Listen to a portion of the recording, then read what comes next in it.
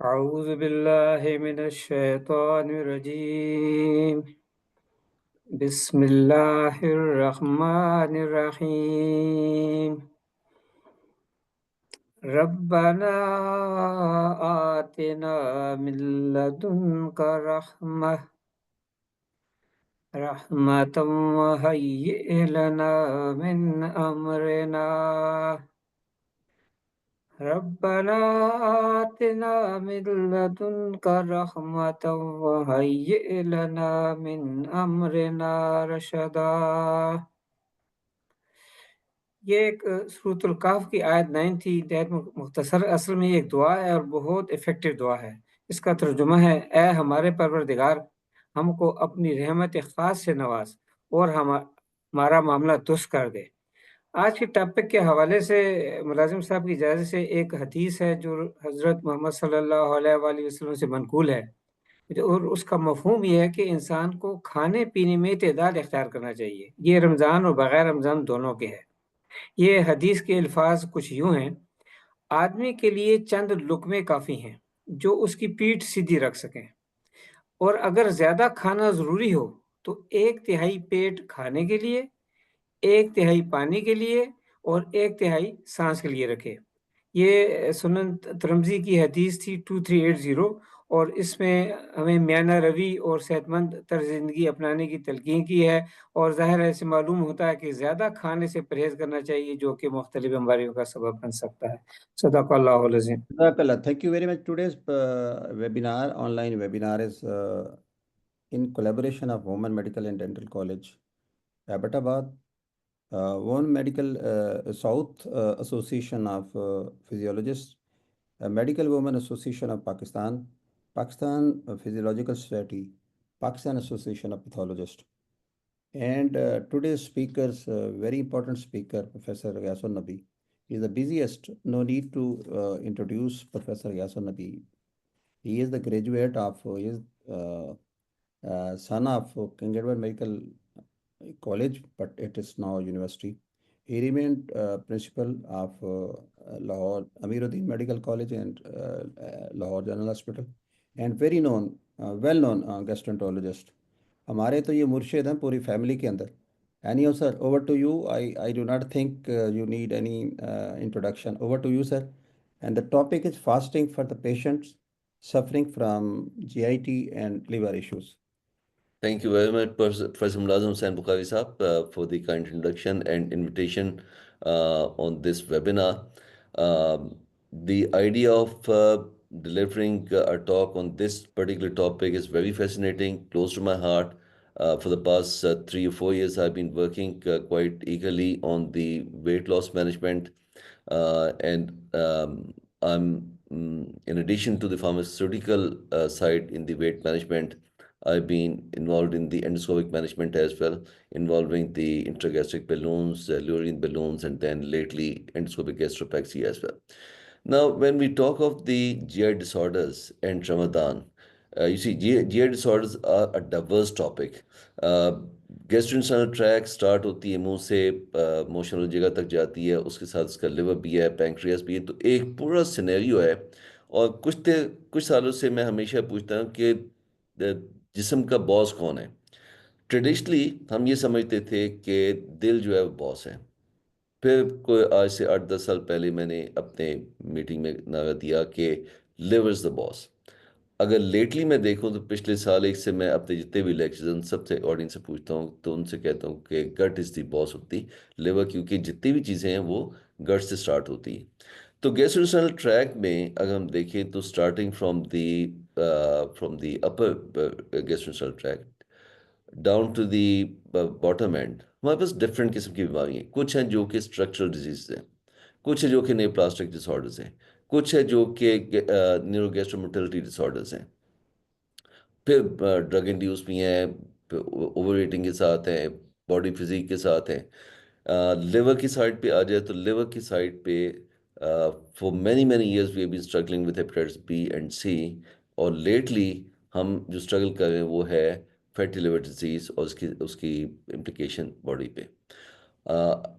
Professor मुलाज़िम हुसैन बुखारी और जितने भी क्लिनिशियंस हैं मुझसे एग्री करेंगे कि पिछले कोई 5 साल में हमने फिनोमिनल राइज देखा है लिवर कैंसर का। और अगर ये कहा जाए कि we are going through an epidemic of liver cancer, तो कोई गलत नहीं होगा।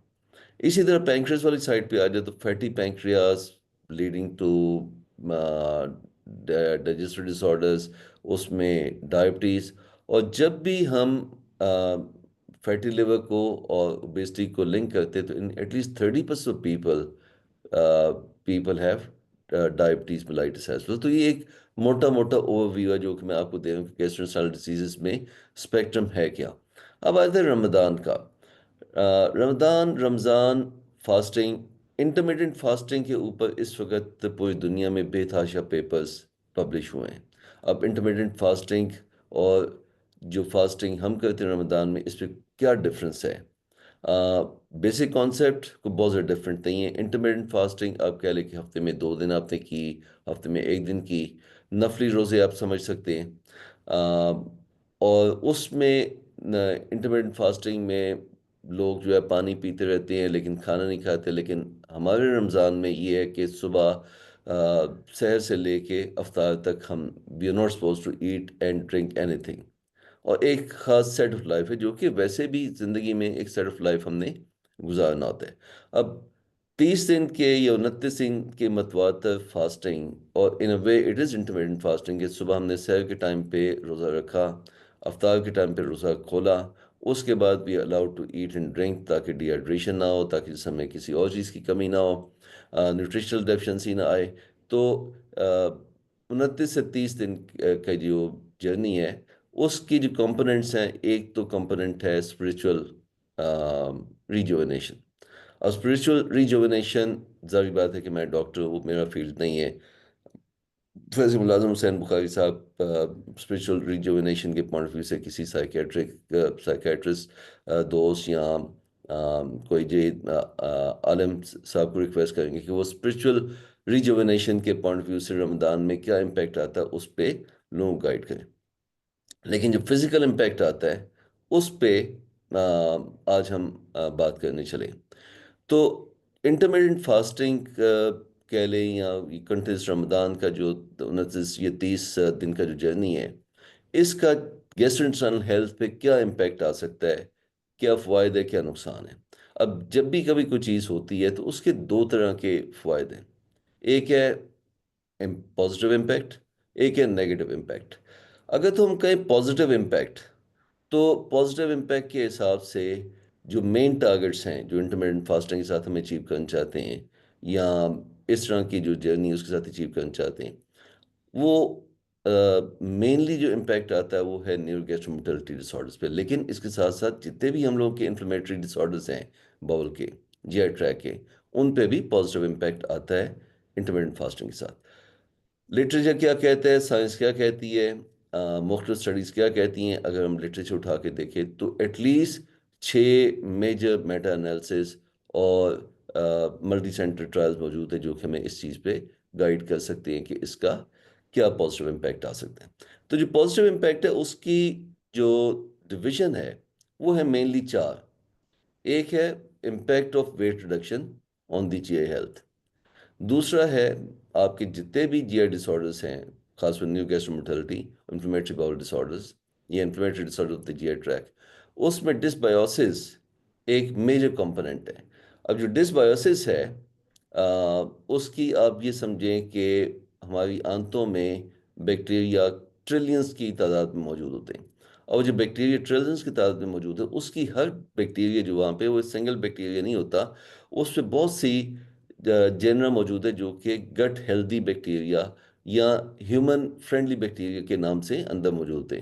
तो उसका जो बैलेंस है वो बहुत ज़्यादा इंपॉर्टेंट है। वो डिक्टेट करता है जब भी genetic combination with bacterial flora in the gut, ये जो कंबाइन होते हैं उससे जो आपके साइटोकाइंस रिलीज होते हैं या जो फॉस्फोलिपिड्स रिलीज होते हैं, उसके साथ बहुत सी डिजीजेस लिंक्ड अप है। वो डिजीजेस खाली गट की नहीं है, दे गो बियॉन्ड द गट।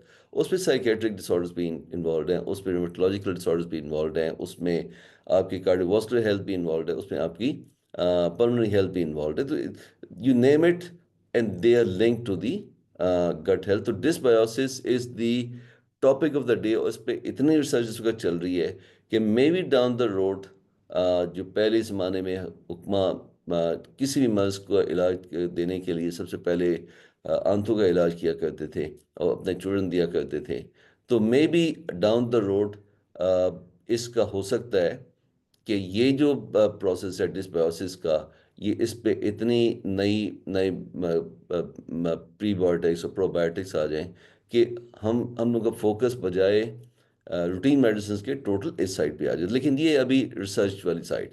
तो सवेदस्त हम ये कह सकते हैं कि डिस्बायोसिस का जो प्रोसेस है, जब हम इंटरमीडिएट फास्टिंग करते हैं, जब लॉन्ग फास्टिंग करते हैं, तो उसमें इंप्रूवमेंट है। अब वो कैसे आएगी?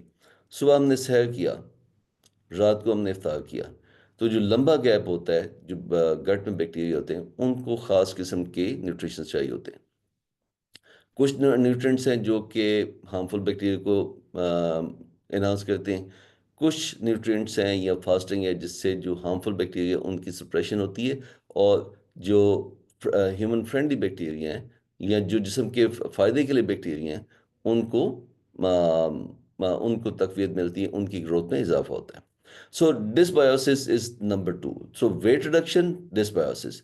Number 3, कई ऐसी चीज़ें हैं जो कि डायरेक्टली खाने के ख़ास किस्म के खाने के साथ लिंक्ड होती हैं। वो कंटिन्यूसली बंदा खाए या इंटरमिटेंटली खाए। फॉर एग्जांपल रूटीन दिनों में हम चाय का, कॉफ़ी का रूटीन में इस्तेमाल करते हैं। इस तरह खाने के मामले में कोई ना कोई चीज़ कंटिन्यूसली ले रहे होते हैं। जब एक लंबा गैप आता है तो ऑब्वियसली जिस्म की एक अपना मेटाबॉलिक साइकिल है, मेटाबॉलिक सिस्टम है, जिसमें इनर जो ग्लूकोज तो जिस्म को चाहिए, तो जो इनर ब्रेकडाउन होती है उसमें starting from glycogen to the other substrates in the body, आपका स्टेप बाय स्टेप लाइपोलिसिस और इस तरह की चीज़ें आपकी चीज़ स्टार्ट होती है। उसमें मेजर फ़ायदा क्या होता है? मेजर फ़ायदा ये होता है कि आपका एलडीएल कोलेस्ट्रॉल कम होना शुरू होता है, एचडीएल कोलेस्ट्रॉल ज़्यादा होना शुरू होता है, और फाइनली आपकी गैस्ट्रोइंटेस्टाइनल मोटिलिटी। कुछ लोग हैं जिनकी गैस्ट्रोइंटेस्टाइनल मोटिलिटी हाइपरमोटाइल होती है, कुछ है जिनकी हाइपरमोटाइल होती है। तो जिनमें हाइपरमोटाइल गैस्ट्रोइंटेस्टाइनल एक्टिविटी होती है, उनमें डेफिनेटली जब आप फास्टिंग का टाइम रखते हैं तो गट स्टिमुलस कम से कम होता है। तो ये तो हो गया जो कि उसकी मेजर फिजियोलॉजी वाली साइड पे। अब हम आ जाते हैं इंडिविजुअल डिजीज़ के साइड पे। अंडरस्टैंड के प्रोफेसर मुलाज़िम हुसैन बुखारी साहब ने मुझे कहा कि 30 मिनट के मैंने एक टॉक देनी है। इसके बाद मैं इसी पे प्रेजेंटेशन आपको अपलोड कर दूंगा, ताकि जो लोग इस पे स्लाइड्स के फॉर्म में जाना चाहते हैं, स्लाइड्स को रिव्यू करना चाहते हैं, तो उनको उनके वो स्लाइड्स रिव्यू कर लें। जो वैसे ये जो इनफॉर्मल डिस्कशन सुनना चाहते हैं तो उससे उसको फॉलो कर लें। तो अब आ जाते हैं हम इंडिविजुअल कंडीशंस पे। अब सबसे पहली चीज़ जो मैंने आपको कहा कि पिछले कई सालों से स्टार्टिंग फ्रॉम 1986-87 ऑनवर्ड हम हेपेटाइटिस बी और सी के साथ स्ट्रगल करते आए हैं। अब पिछले 5 से 7 साल में खाली पाकिस्तान नहीं, पूरी दुनिया में फैटी लिवर डिजीज़ और नॉन एल्कोहलिक स्टेट हेपेटाइटिस, जो मेटाबॉलिक एसोसिएटेड स्टेट हेपेटाइटिस, एक मेजर चैलेंज के तौर पे उभर रहा है। अब वो क्या है? अगर हम अपने पाकिस्तान की स्टेटिस्टिक्स देखें तो 27% of the males and 38% of the females above the age of 30 वो सिग्निफिकेंट ओबेसिटी के ग्रुप में आते हैं। अब सिग्निफिकेंट ओबेसिटी का लिंक है विद फैटी लिवर डिजीज। एक आमतौर पे अपने क्लिनिक में लोगों को समझाने के लिए मैं कहता हूँ, लोग बहुत डरते डरते लिवर के टेस्ट लेके आते हैं कि जी मुझे ये देखिए हो गया है, मेरे टेस्ट बी भी नेगेटिव है, सी भी नेगेटिव, पता नहीं क्या मेरे लिवर में क्या चल रहा है। देखने में जब भी मैं देखता हूँ तो उनका वेस्ट वेट रेशियो जो है वो 2:1 चल रही होती है। उनका जनरल एब्डोमिनल गर्थ साइज होता है 38 to 40 inches, may be more than that, और BMI इनवेरिएबली 30 प्लस होता है। तो उनको एक मैं सिंपल सी बात बताता हूँ कि पेट पे चर्बी, जिगर पे चर्बी। पेट से चर्बी उतारो, जिगर से चर्बी उतर जाएगी, और जितने भी खानी है आपकी वेट और पेट की है, वेट और पेट कंट्रोल, आपका लिवर अंडर कंट्रोल। तो ये तो है एक सिंपलिस्टिक सी एक कहानी। अब रमज़ान के साथ क्या हम वेट रिडक्शन अचीव करते हैं? क्या हम वेट रिडक्शन अचीव कर सकते हैं? तो हदीस मुबारक फैज साहब ने, राशिद साहब ने आपको इस प्रेजेंटेशन से पहले सुनाई कि 1/3 आप खाने के लिए रखें, 1/3 पानी के लिए रखें, 1/3 सांस के लिए रखें। तो कंट्रोल डाइट, क्या रमज़ान में हम कंट्रोल डाइट को फॉलो करते हैं? क्या हम रमज़ान में कंट्रोल डाइट को फॉलो कर सकते हैं, और क्या हम रमज़ान में कंट्रोल डाइट को फॉलो करना चाहिए? ये तीनों सवाल आपस में एक दूसरे के साथ लिंक्ड हैं। अब सुबह के टाइम अगर आपने पराठा खाया है, सुबह के टाइम आपने अच्छे खासी कैलोरी वाली चीज़ें खाई हैं, एक एवरेज मेल की जो कैलोरी रिक्वायरमेंट है वो 2400 है, फीमेल की कैलोरी रिक्वायरमेंट है 2100। वेट रिडक्शन के लिए एक कंट्रोल्ड सिनेरियो में हम लोग हाइपोकैलोरिक डाइट देते हैं, जो कि जनरली 500 to 600 कैलोरीज कम रख के जितनी रिक्वायरमेंट होती है उसके हिसाब से हम एडवाइस करते हैं। बहुत ही सिग्निफिकेंट हाइपोकैलोरिक डाइट 1000 to 1200 बाज़ात कीटोसिस के बायस बनती है, बाज़ात काउंटर प्रोडक्टिव होती है। तो मेडिकली जो हम लोग रिकमेंड करते हैं वो है कि अगर एक मेल है जिसकी डेली की रूटीन है, रिक्वायरमेंट उसकी बनती 2400, तो हम उसको एडवाइस करते हैं कि 1800 के लगभग कैलोरीज डेली बेसिस पे कंज्यूम करें। अब रोज़ा रखते हुए और रोज़ा खोलते हुए अगर हम अपने आप को स्टफ कर बैठें, लालच के साथ खा बैठें, जब भी ओबेसिटी की बात होती है तो एपेटाइट 3 तरह की है। एक है हिडोनिक यानी दिमाग से, एक है आपकी गस्ट्रेटरी पेट से, तीसरा आपकी एपेटाइट जो कि माहौल की वजह से।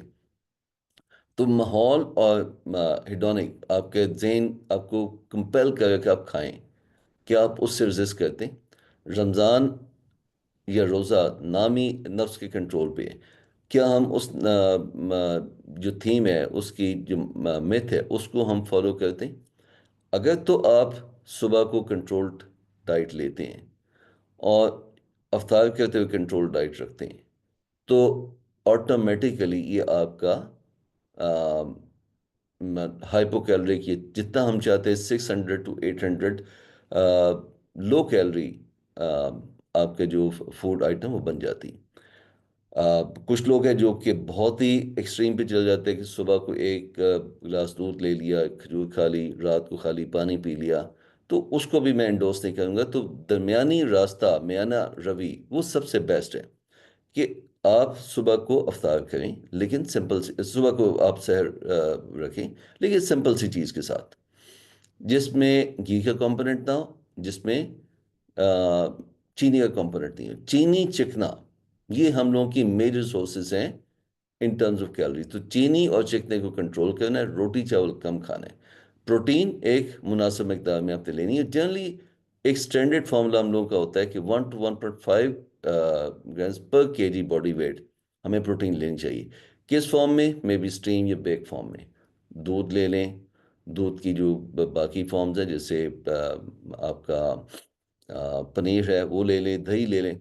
और इसी तरह अफ्तार के टाइम पे किसी चीनी और चिकनी चीज़ से, जो स्टैंडर्ड हम लोगों का है कि जी एक ख़ास किस्म की शरबत, लाल शरबत के साथ रोज़ा खोल लें, या मीठे शरबत के साथ, मीठी स्कंजवी के साथ रोज़ा खोल लें।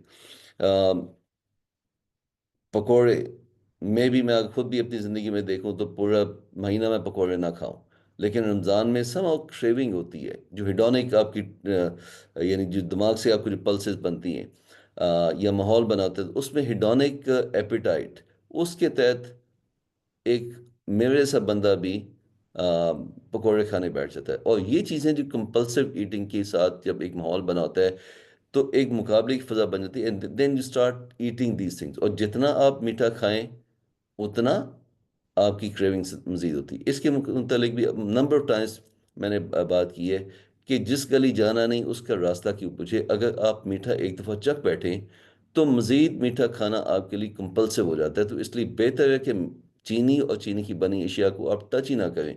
जब तक आप टच नहीं करेंगे आपको क्रेविंग नहीं बनेगी, आपको दोबारा कंपल्शन नहीं होगी कि आपने मीठा खाना है। और एक दफ़ा आप मीठा चख लें तो then the process is on and on, क्योंकि आपके जो ब्रेन के रिसेप्टर्स हैं वो एक्टिवेट हो जाते हैं, जो मीठा क्रेविंग रिसेप्टर्स जिसको कहते हैं वो आपके एक्टिवेट हो जाते हैं, and then you tend to seek and crave for more sweet things.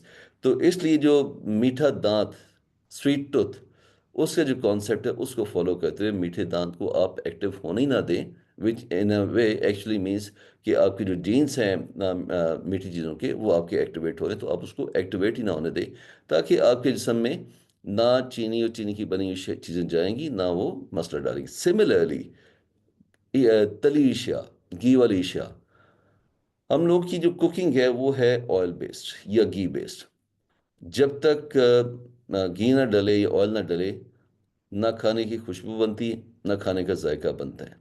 और अ, रमज़ान अफ्तार के टाइम पे हमें क्या चाहिए? अ, अगर खाने के जायके को हम देखें तो खाने का जायका एक विजुअल और एक स्मेल, ये दो चीज़ों के साथ आपका खाने का जायका लिंक्ड है। ज़बान के साथ कितना लिंक्ड है? May be less than 20%। ज़्यादा जो 80% है वो विजुअल है और फैक्ट्री, यानी जो हम देखते हैं खाने की फॉर्म, और नंबर 2 जो हमें स्मेल आती है। और ये दोनों चीज़ें, जो घी वाला सालन है या तेल वाला सालन है, उसमें ज़्यादा अच्छा बनता है, या जिसमें मसाले, और कौन सा मसाला है जो कि घी और तेल के बगैर डल सकता है। तो दोनों चीज़ें, मसाले वाली चीज़ें और घी वाली चीज़ें, ये आपस में इंटरलिंक्ड है। और जो इंटरलिंक्ड चीज़ें हैं वही हमें विजुअल और फैक्ट्री इम्पैक्ट देते हैं। और अगर हम इसको कंट्रोल कर लें तो उसका मतलब कि 80% हम लोगों का जो इसमें जो एपेटाइट स्टिमुलेटिंग चीज़ है वो हम लोग कंट्रोल कर लेंगे। तो पहले जो प्रोफेसर राज साहब ने आप सबको गाइड किया कि 1/3 ईटिंग, 1/3 ड्रिंकिंग, 1/3 सांस, यानी रुक जाओ। जब अच्छी खासी पेट में गुंजाइश हो तो अपना हाथ रोक लो। तो अफ्तार के टाइम पे एक जो कंपल्शन होती है कि ईट ईट ईट, दिमाग आपको कंटिन्यूसली सिग्नल दे रहा है कि खाओ, क्योंकि पूरे दिन आपने नहीं खाया। आपकी साइकी आपको कह देती है कि पूरे दिन आपने नहीं खाया तो खाओ। लेकिन आपका जो रिलीजियस ड्यूटी है, आपकी जो मेडिकल टीचिंग हुई है कि एक हद तक खाओ और उसके बाद रुक जाओ। बिंज ईटिंग ना करो, स्लो खाओ, अफ्तार करो किसी खजूर पानी के साथ, खजूर दूध के साथ, जाके नमाज पढ़ो, थोड़ा सा वक्फा दो, एक लिमिटेड अमाउंट में खाओ, और उसके बाद अफ्तार पे, उसके बाद नमाज के लिए चल जाएं, वॉक के लिए जाएं। अब नेक्स्ट आता है कि ये तो हो गया डाइट वाली साइड पे। एक कॉमन पैटर्न हमने देखा है कि रमज़ान के दिनों में लोग रात को जागते, सुबह को सोते हैं। बिजनेसेस में भी लोग लेट आते हैं और रात को लेट नाइट तक बिजनेस चलते हैं। बल्कि अगर देखा जाए तो एक अभी फिर भी गवर्नमेंट की तरफ से कुछ कंट्रोल है, बट अदरवाइज आपकी जो बिजनेस है, स्पेशली जितनी भी शॉपिंग है, वो नाइट टाइम पे शिफ्ट हो जाती है रमज़ान के दिनों में। पूरा दिन लोग सो रहे होते हैं, या ऑफिस में भी आते हैं तो उनकी जो अटेंडेंस है वो लेट एंट्री और अर्ली एग्जिट की फॉर्म में चल जाती है। और बाकी दिन वो मोस्ट ऑफ टाइम अपनी फिजिकल एक्टिविटी को कर्टेल करते हैं, थिंकिंग कि मे बी उनको डिहाइड्रेशन ना हो जाए या उनके जिस्म में वीकनेस ना आ जाए। अब ये एक अजीब सा मिथ है। अगर हम एक्सरसाइज और वेट रिडक्शन के पॉइंट ऑफ व्यू से, या positive impact of exercise on the body of पे हम जितने भी लिटरेचर को चेक करें, तो रमज़ान के रेफरेंस में रोज़ा खोलने से 1 घंटा पहले या 1.5 घंटा पहले जो एक्सरसाइज का पॉजिटिव इम्पैक्ट आता है बॉडी का, वो अफ्तार के बाद नहीं है। तो जो सबसे बेस्ट टाइम गिना जाता है वो है अफ्तार से जस्ट पहले। तो उसका जो इम्पैक्ट है वो है आपकी बॉडी रीमॉडलिंग पे, आपकी जो फैट डिस्ट्रीब्यूशन की रीमॉडलिंग पे। तो coming back to the topic कि जो कि मैंने आपसे पहले अर्ज की थी कि लिवर डिजीज में metabolic associated fatty liver disease और स्टेटोटिक लिवर डिजीज, जिसमें लिवर पे फैट आ जाती है, उसका फ़ायदा क्या है? रमज़ान में हम किस तरह फ़ायदा अचीव कर सकते हैं? एक चीज़ याद रखें कि अगर आपके अंदर लिवर फाइब्रोसिस, एक हम टर्मिनोलॉजी यूज़ करते हैं लिवर कैप, और नंबर 2 होती है लिवर फाइब्रोसिस। जनरली ये चीज़ चेक की जाती है एलास्टोग्राफी पे। हम लोगों की मेडिकल एक डिवाइस है जिसको ट्रांसलेस्टोग्राफी कहते हैं, मेडिकल सेंटर्स में मौजूद होती है। उसमें नॉन इन्वेसिवली लिवर पे रख के तो हम बताते हैं कि लिवर पे फैट कंटेंट कितना है, और नंबर 2 लिवर पे फाइब्रोसिस कितनी है। अगर तो लिवर पे फैट कंटेंट आपका S3 या 300 से ज़्यादा है, और फाइब्रोसिस आपका 10 से ज़्यादा है, जिसको हम कहते हैं F3, तो उसका मतलब ये है कि आपको कम से कम बॉडी वेट में 15% वेट रिडक्शन चाहिए to reverse this process of fibrosis, to get rid of this extra fat. एक रूटीन बंदे में जिसमें स्टेटोटिक लिवर डिजीज है, यानी खाली लिवर के टेस्ट नॉर्मल हैं, बाकी अभी जिसम उसके लिवर पे कोई नेगेटिव इम्पैक्ट नहीं आया, कोई फाइब्रोसिस का नहीं आया, उसमें 8% वेट रिडक्शन हम कहते हैं जी काफ़ी है।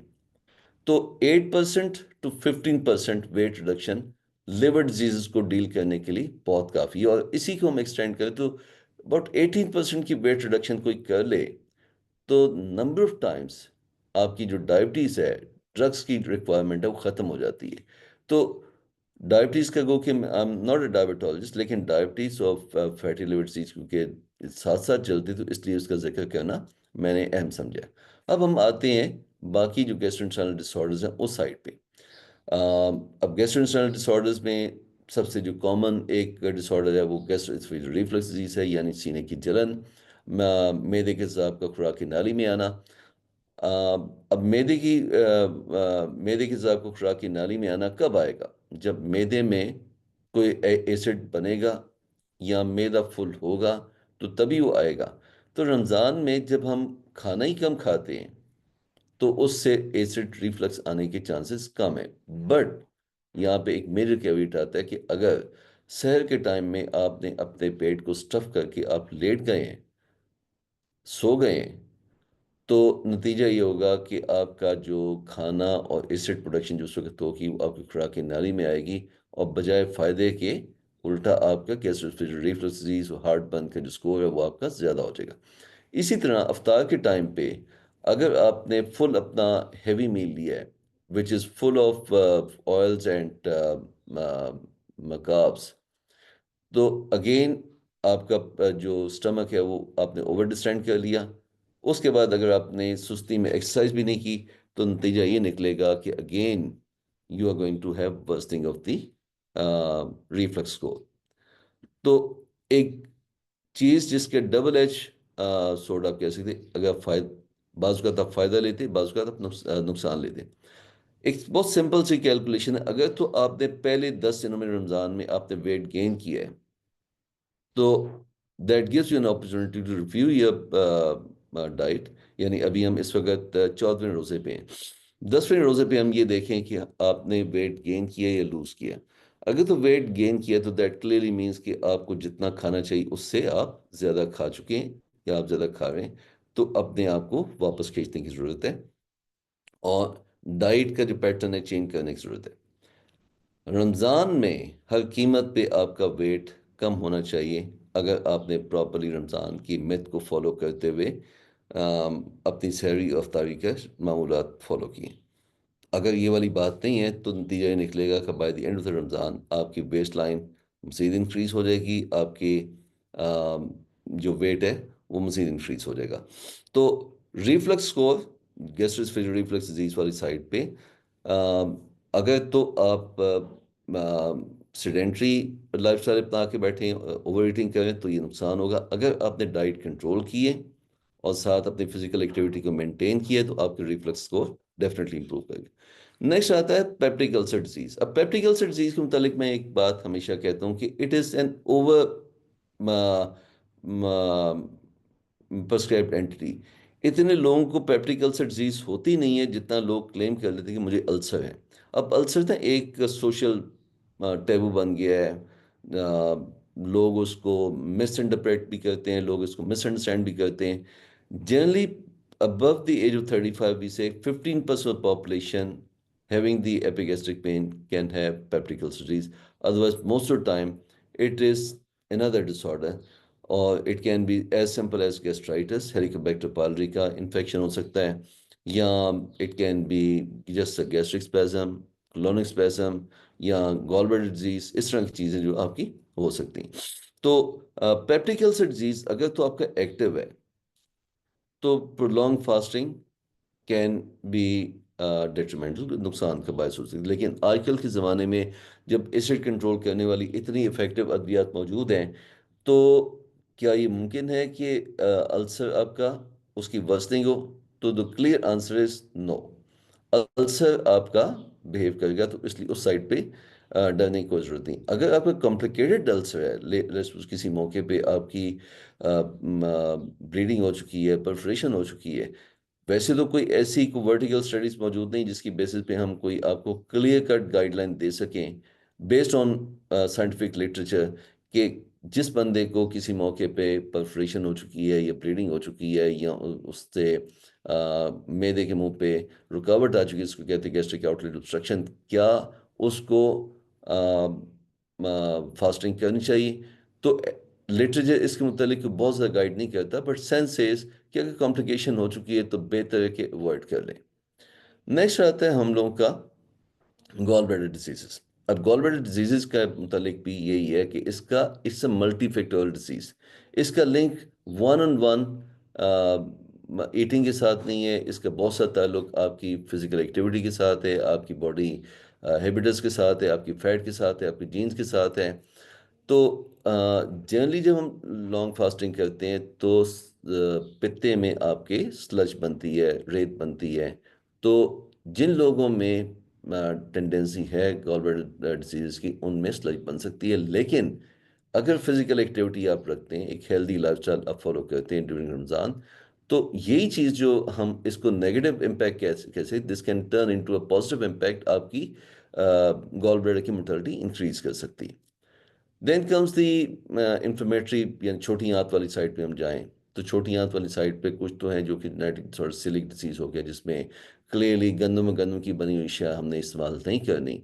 लेकिन बाकी जो चीज़ें सबसे जो कॉमन हम छोटी आंत के हिसाब से वो है स्मॉल इंटेस्टाइनल बैक्टीरियल ओवरग्रोथ, जिनमें ऊंचे ऊंचे टिका, खाना खाने के बाद पेट में डिस्पेप्सिया। इन लोगों में क्या इम्पैक्ट आएगा, क्या फ़ायदा आएगा या नुकसान होगा? तो ये जो स्मॉल इंटेस्टाइनल बैक्टीरियल ओवरग्रोथ हैं, जब भी आप लंबे टाइम फाका करते तो स्ट्रिक्टली मेडिकल लिटरेचर सेज कि it can lead to an increase in the bacterial growth. लेकिन एक्चुअल रियल लाइफ में क्या चीज़ ऐसी होती है? जब हमने कोई 12 या 14 घंटे का फास्ट किया है, तो it is both ways, depend करता है कि आप सहूर के टाइम पे और अफ्तार के टाइम पे क्या चीज़ें यूज़ करें। अगर तो कोई ऐसी चीज़ इस्तेमाल करें which is rich of antioxidants, which is rich of natural products, not the process food, तो उसमें डिसबायोसिस का जो एलिमेंट है, this will turn in favour of good biosis, probiosis, जो कि गट हेल्थ को इम्प्रूव करता है। लेकिन अगर आपने कोई ऐसी अशिया इस्तेमाल की हैं जो कि प्रोसेस फूड से रिच हैं, जिसमें आपके एंटीऑक्सीडेंट्स कम हैं और जिसमें फैट कंटेंट ज़्यादा है, तो उसमें डेफिनेटली आपका डिसबायोसिस का एलिमेंट इंक्रीज करेगा और सीबो का एलिमेंट आपका इंक्रीज कर देगा। Inflammatory bowel disease lifelong चीज़ है। एक दफ़ा किसी को अल्सरेटिव कोलाइटिस या क्रोन्स डिजीज़ हो जाए तो that person has to live with it. उसमें भी आपके एक कंपोनेंट होता है इन्फ्लेमेशन का, दूसरा कंपोनेंट होता है आपकी डिस्बायोसिस का, तीसरा कंपोनेंट होता है आपकी जीन्स का। जीन्स तो ऑब्वियसली अपने पेरेंट्स को तो तब्दील नहीं कर सकते। अब इन्फ्लेमेशन की एक्टिविटी को कंट्रोल करने के लिए हम बहुत सी अद्वियात देते हैं, जिसमें मेसारामीन भी है, जिसमें एंटी इन्फ्लेमेटरी एजेंट्स भी हैं, TNF ब्लॉकर्स हैं, JAK2 इनहिबिटर्स हैं। तो so many drugs which are available in the market, जिसके साथ हम आजकल इन्फ्लेमेटरी बाउल डिजीज को कंट्रोल करते हैं। रमज़ान के महीने में क्या इन लोगों को फास्टिंग करनी चाहिए? Again the answer is yes और आंसर इज नो। जिन लोगों में तो डिजीज़ एक्टिव है और उनको अपने टाइम पे मेडिसिन चाहिए, तो उसमें तो मैं स्ट्रेट वे अप फ्रंट में कहूँगा द आंसर इज नो। लेकिन जिनमें डिजीज़ कंट्रोल्ड है और अपनी डाइट को रेगुलेट कर सकते हैं, उसमें रोज़ा रखने में कोई मुज़ायका नहीं है। और अगर आप अपनी डाइट में, जिस तरह पिछले उसमें सीबो मैंने कहा कि आप डिपेंड करता है कि आप सहूर के टाइम पे और अफ्तार के टाइम पे आप खाते क्या हैं। अगर आप अपनी डाइट को उस लिहाज से मैनेज करते हैं, तो डेफिनेटली लिटरेचर सेज कि आपके इन्फ्लेमेटरी बाउल डिजीज़ में आपकी इन्फ्लेमेशन इम्प्रूव करती है और आपके inflammatory markers as per the lab आपके इम्प्रूव करते हैं। That leads to improvement in the inflammatory activity of the disease as well. उसके बाद आता है फंक्शनल डिसऑर्डर्स, IBS या फंक्शनल कॉन्स्टिपेशन।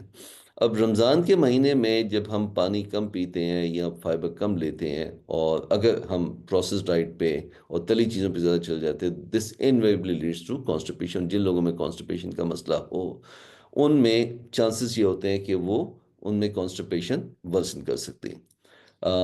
रियल लाइफ में क्या ऐसी चीज़ होती है? हाँ, ये चीज़ में कोई शक नहीं कि रमज़ान के महीने में आपकी गैसेस टेंशन इंक्रीज कर जाती है, लेकिन कोई ऐसा हार्ड एंड फास्ट हमारे पास डेटा है नहीं जिसकी बेसिस पे हम कहें कि जी constipation is becomes a major problem, या उसके साथ कोई उसकी पेचीदगियाँ जो मुंसलिक हैं वो कोई होती हैं। तो clear answer is it all depends कि आप अपने रमज़ान को मैनेज कैसे करते हैं, अपने रोज़े को मैनेज कैसे करते हैं। अगर आपने नेचुरल गुड फाइबर डाइट ली है, एडिक्वेट फाइबर डाइट ली है, तो कॉन्स्टिपेशन आपकी प्रॉब्लम नहीं देगी। लेकिन अगर आपने प्रोसेस डाइट ज़्यादा ली है और आपने फैट रिच डाइट ली है, उसके बाद आपने जो जनरल आपकी रूटीन है वो सेडेंट्री हो गई है instead of being an active human being, तो डेफिनेटली उससे आपकी कॉन्स्टिपेशन को आपके कॉन्स्टिपेशन में खराबी आएगी। IBS again is something, IBS को हम टिपिकली ये कहते हैं कि पेट में दर्द जो कि बेहतर होती है अगर मोशन आ जाए या हवा खुल के खारिज हो जाए, और एक प्रॉब्लम पिछले 6 महीने से ज़्यादा परसिस्ट करी, तो उसको हम कहते हैं कि ये इरिटेबल बाउल सिंड्रोम है। Again it's more of a social disease. बहुत से लोग उसको बिला वजह अपने सर पे मुसल्लत कर लेते हैं। तो क्या IBS इसमें रमज़ान के महीने में ज़्यादा हो जाती है? कोई हमारे पास मेडिकल लिटरेचर ऐसा नहीं जिसकी बेसिस में आपको हाँ में जवाब दूं या ना में जवाब दूं, लेकिन जितने भी अभी तक स्टडीज़ मौजूद हैं उसके बेसिस पे अगर हम रमज़ान के 3 फ़ायदे देखें, कि एक तो आपके जहन को जहनी सुकून मिलता है, अगर आपने रमज़ान की मेद को फॉलो किया है तो आपके जहनी सुकून मिलता है। अगर आपने डाइट को कंट्रोल किया है तो उसमें आप नेचुरल डाइट्स आप ज़्यादा ले रहे हैं, एंटीऑक्सीडेंट ज़्यादा ले रहे हैं, प्रोसेस फूड और चिकनाई वाली चीज़ कम ले रहे हैं, तो इन दोनों सूरतों में आपका IBS इंप्रूव होना चाहिए। और अगर आपने फिजिकल एक्टिविटी मेंटेन की है तो again it flushes out the stress hormone from your body. और एक चीज़ याद रखिए, IBS के मुतालिक एक जो थीम है कि पेट में छोटा ब्रेन और ऊपर बड़ा ब्रेन, अगर ऊपर वाला ब्रेन डिस्टर्ब होगा तो छोटा ब्रेन इनवेरिएबली डिस्टर्ब होगा। तो ये जो ब्रेन गट एक्सिस की थ्योरी है, this holds true very much in the management of IBS, कि आप बिगर ब्रेन को कंट्रोल करते हैं, छोटा ब्रेन ऑटोमेटिकली आपका बेहतर होता जाता है। और अगर रमज़ान में आपने रमज़ान की थीम को फॉलो किया है, उसके मिथ को फॉलो किया है, तो देयर इज नो रीज़न कि आपका IBS इम्प्रूव करे ना कि डिटेरियोरेट करे। अब आखिरी हिस्से में मैं अपना फोकस शिफ्ट करता हूँ टुवर्ड्स पैंक्रियाज, जो कि एक बहुत ही पोअरली अंडरस्टूड टॉपिक है, फैटी पैंक्रियाज। फैटी पैंक्रियाज को लोग अभी अगर मैं पूरी दुनिया में देखूं तो ये कह सकते हैं कि फैटी पैंक्रियाज को लोग बहुत सा अभी भी वैल्यू नहीं करते, but fatty pancreas is a precursor of major diseases like CA of the pancreas, and similarly it can be a precursor towards the diabetes as well. One two one correlation तो मैं नहीं कहूँगा कि इसके अभी तक इस्टेब्लिश हुई है कि नहीं, लेकिन जितने भी स्टडीज अभी तक मौजूद हैं उसमें क्लियरली ये है कि fatty pancreas is considered to be a pre cancerous thing. लेकिन डायबिटीज़ में कितना, उसमें जीन्स, आपकी बॉडी हैबिटस, आपकी फिजिकल एक्टिविटी, बहुत सी चीज़ें इंटरप्ले कर रही थी। तो ये फैटी पैंक्रियाज जो कि बाज़ वक़्त अल्ट्रासाउंड वाले रिपोर्ट करते हैं, या जैसे हम लोग अपने एंडोस्कोपिक अल्ट्रासाउंड पे देखते हैं कि जो पैंक्रियास है वो थोड़ा सा स्वोलन है, और उसकी आउटलाइन जो है हाइपरिकॉइक है, तो दैट क्लियरली इंडिकेट्स कि भाई ये पेशेंट जो है थोड़ा सा डिफरेंट कैटेगरी में आ गया। It is not the classical pancreas that we should be looking at. तो मोटी मोटी बात, जितने जो मेजर डिजीज थी उनको मैंने कवर किया है। आधा घंटा मुझे मुनाज़िम हुसैन बुखारी साहब ने एलोकेट किया था, तो I shall stop here. Thank you very much Thank you, Professor Tayyib, कोई क्वेश्चन है तो Sabit I am Tayyib. Happy to answer. Very, really, very descriptive and informative lectures. You have covered almost all the topics related, starting from mouth to the small intestine and large intestine. Before starting discussion, I will ask Dr. Azhar Hussain. He is associate professor in SIMS. And over to you, Dr. Azhar Hussain. His wife is also sitting with him. ये पता नहीं क्या बीवी के सामने ये बोल सकता है भी नहीं सकता. She is endocrinologist doctor Tayyaba. Sir आपने बिल्कुल रियलिटी बताई है, लेकिन आई ट्राई माय बेस्ट कि उनके सामने मैं बोल सकूं सर. अच्छा sir, thank you very much sir.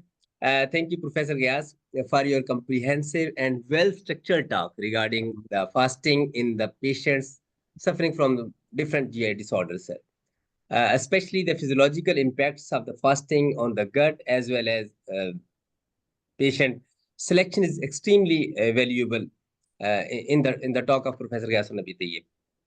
As a gastroenterologist, we often counsel the patients who are eager to fast but unaware of the potential risk as well as benefits.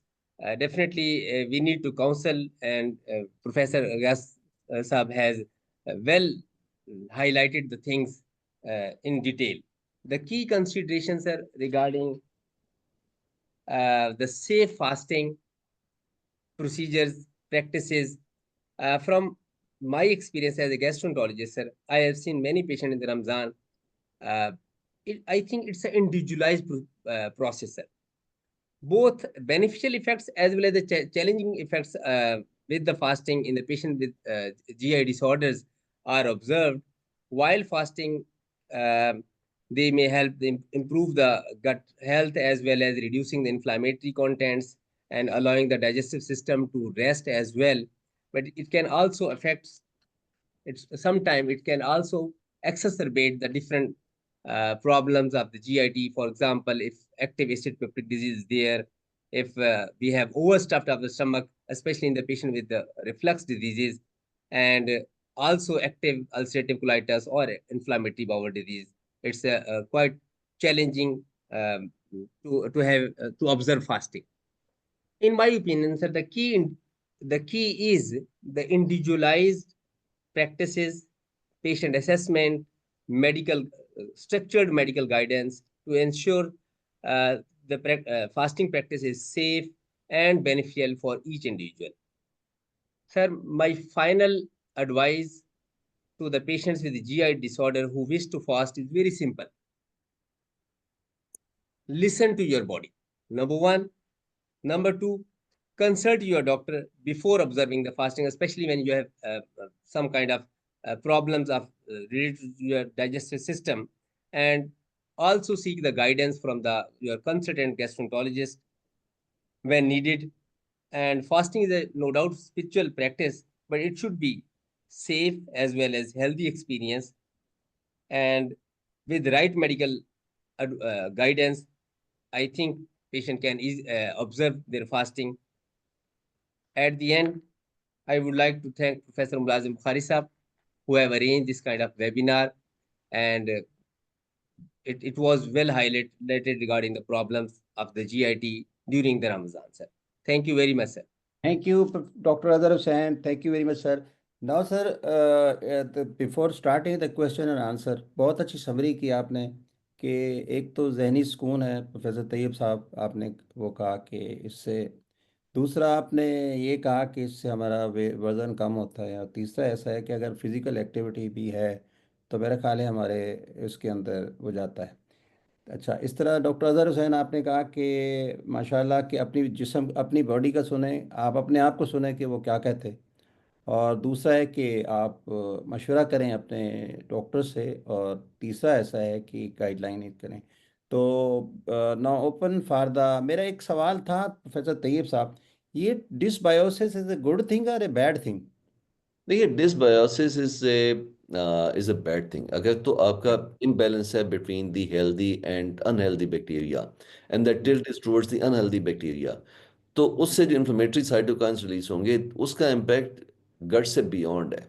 और गट से beyond आपके जितने भी disorders हैं, खासकर inflammatory disorders of the body, like rheumatological disorders, आपका rheumatoid arthritis, आपका SLE, and similarly आपके जो बाकी इन्फ्लेमेटरी डिसऑर्डर्स लंग्स में होते हैं, इंटरस्टिशियल लंग डिजीज हो गई, और कार्डिक साइड पे आपके कॉर्नरी आर्टरी डिजीज, सब पे नेगेटिव इम्पैक्ट आता है.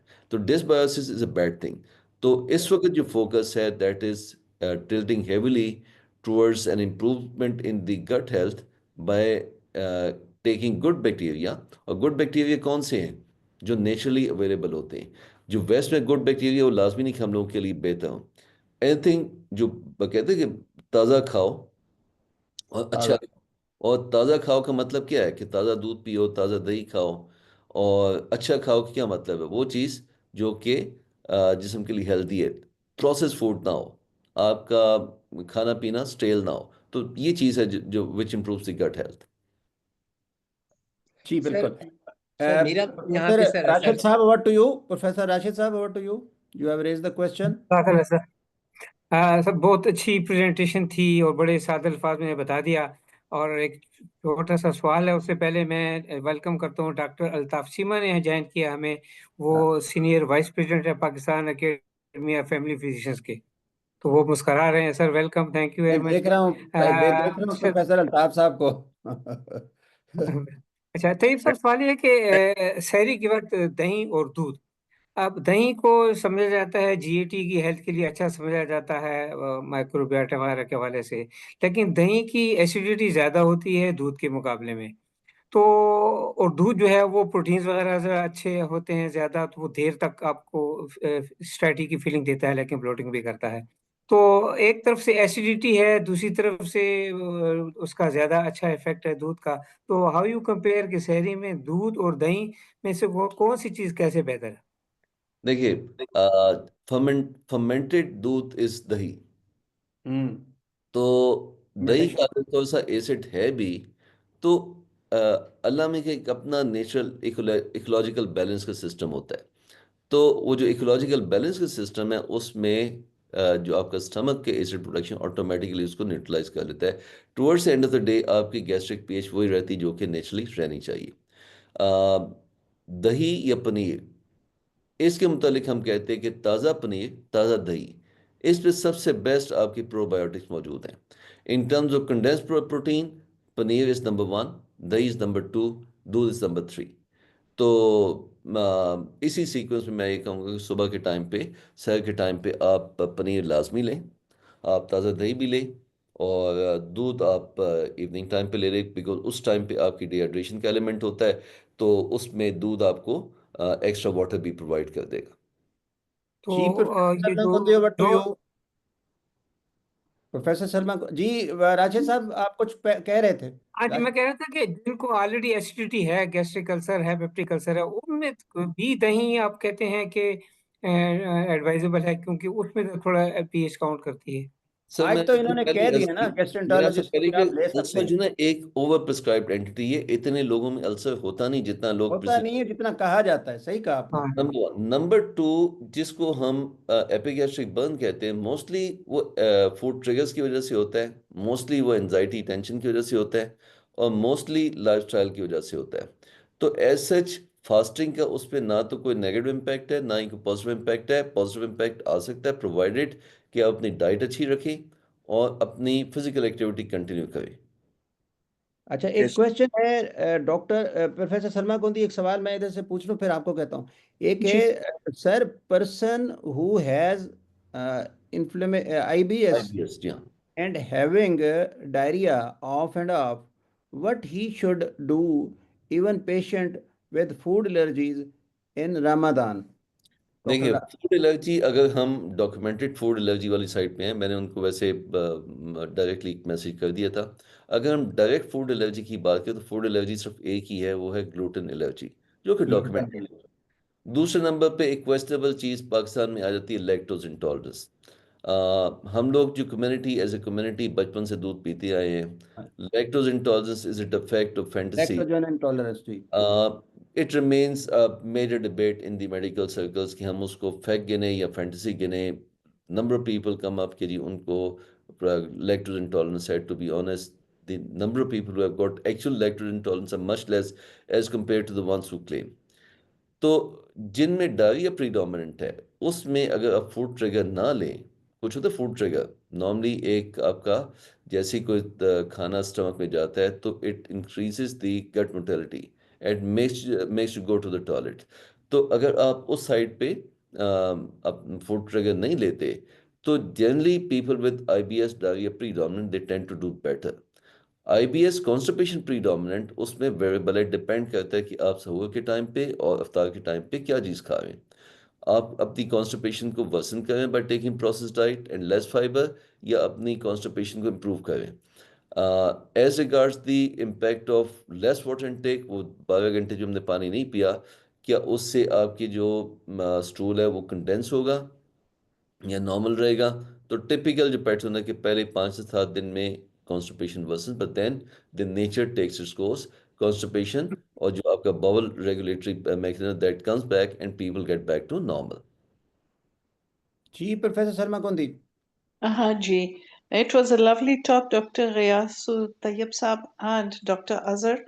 मेरा एक क्वेश्चन है, जैसे आपने कहा था फूड इनटेक पे आप नजर रखें and get healthy food. Unfortunately मैं जब इनटेक कंट्रोल करती हूँ और हेल्दी फूड लेती हूँ, आजकल रमजान में 12 रोजे तो मेरे ठीक गुजर गए।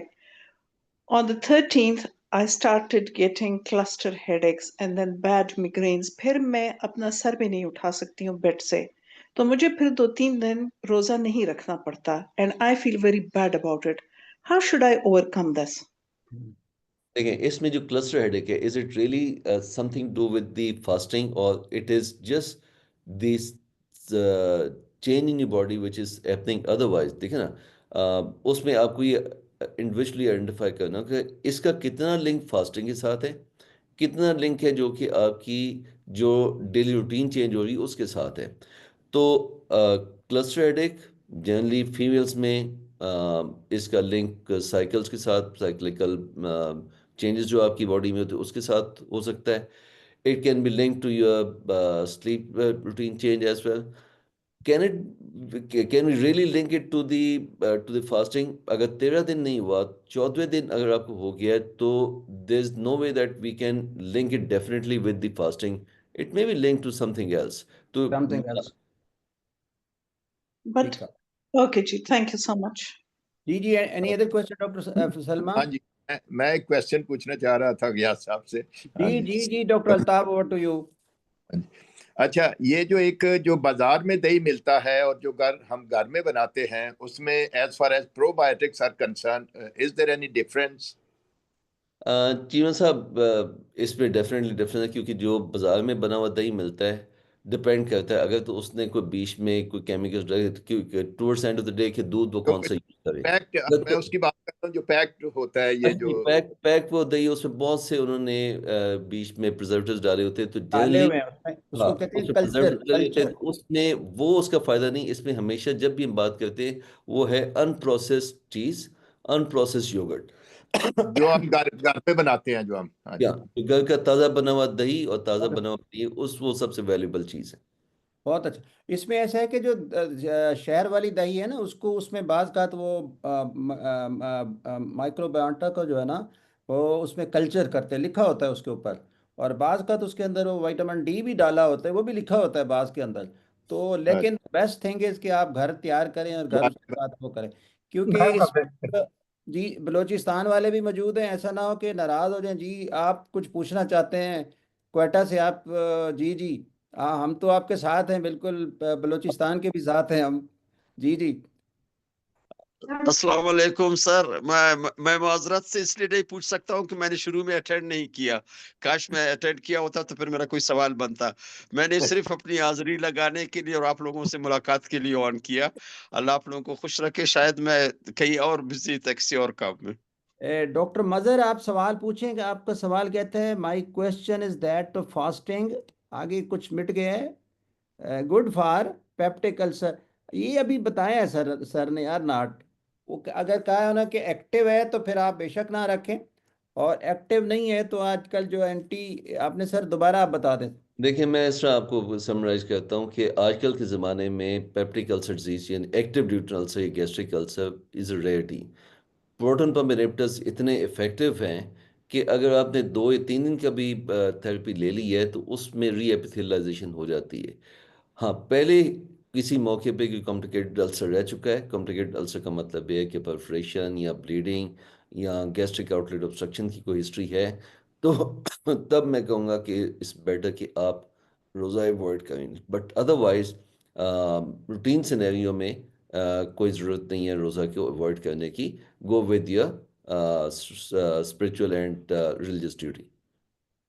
जी प्रोफेसर आरिफ जैदी साहब, प्रेसिडेंट है एलुमिनाई के, जी आप कुछ पूछना चाहेंगे डॉक्टर प्रोफेसर आरिफ जैदी साहब?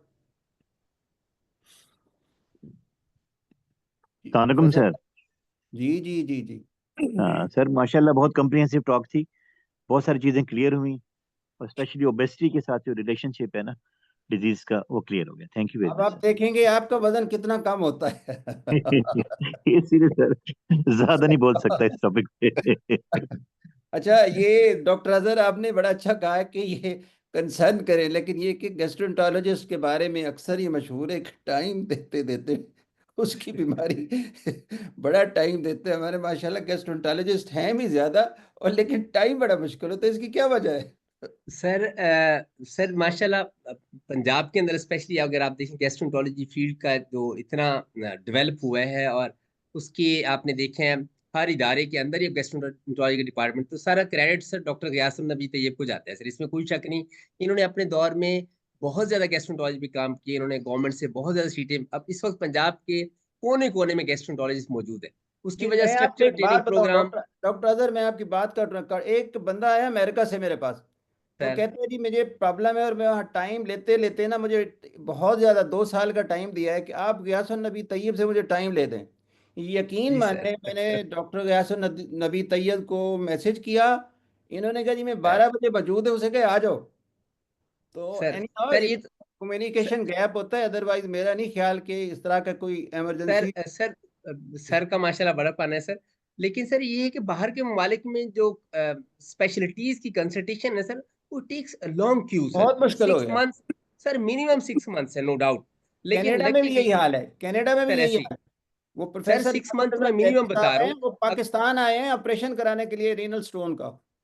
सर ऐसा बिल्कुल होता है सर कि बाहर से लोग सिर्फ इलाज के लिए हमारे पास इसलिए आते हैं, उनको पता है कि हम जाएंगे तो विद इन अ वीक या विद इन 2-3 डेज उनके सारे प्रोसेस हो जाएगा उनके। इवन हमारे पास एंडोस्कोपीज के लिए सर जब लोग बाहर से आते हैं, वो कहते हैं 2 इयर्स का हमें टाइम मिला है। जी एक डॉक्टर सवाल एक अजहर सवाल और है गॉल ब्लैडर के बारे में। Sir, as mentioned gall bladder stone get more when patient dehydrated and the small correlation with accumulated and cause gallbladder stone. So in fasting there will be dehydration.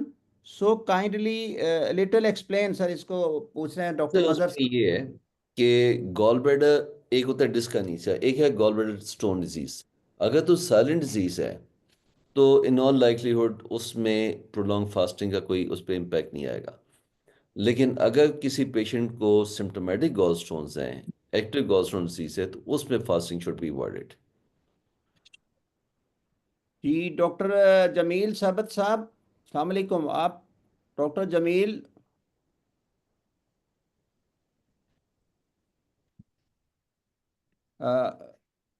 ये एक और सवाल है।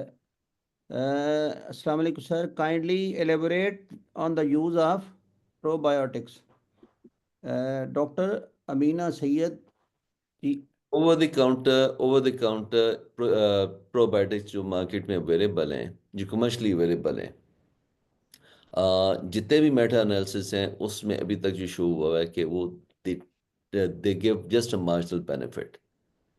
अगर किसी का डेफिनेट बेनिफिट है तो वो आपका जो नेचुरल प्रोबायोटिक्स है जो आपके डाइट के अंदर मौजूद हैं वो हैं, ना कि जो कमर्शली अवेलेबल प्रोबायोटिक्स है. यस, उनका बेनिफिट है, लेकिन वो स्पेसिफिक सिनेरियोज में, नॉट अदरवाइज. अच्छा, एक डॉक्टर ये पता गैटी I think is out of country. Sir, is IBS triggered by cold intolerance? देखिए, IBS कैन सर बी इसको ट्रिगर्ड इंग्लिश में जवाब cold दे सकते intolerance, it can be triggered by intolerance. Anything which affects your nervous system, IBS can be triggered. हैं? Then in IBS, you can have specific food triggers as well. It is variable with various people.